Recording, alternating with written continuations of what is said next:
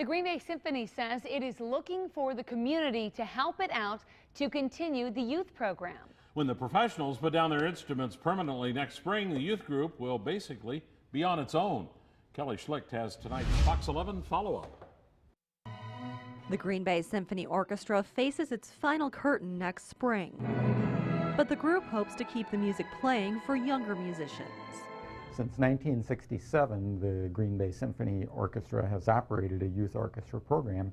It's a very, very successful program. We have about 200 students every year that participate in the program from ages 8 to 21.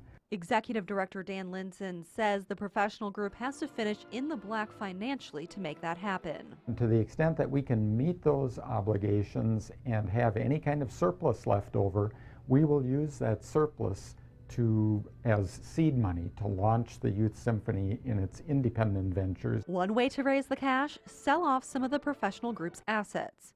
When you're a symphony, that means sheet music. Ideally, we'd like to find somebody who could take the entire library and move it intact. And percussion instruments. We have big instruments like marimbas and xylophones and bass drums. Linson says he's already had takers for some of the instruments and the orchestra's assortment of music stands. However, Linson says the group will need volunteers, people with legal, accounting, fundraising, and organizing experience.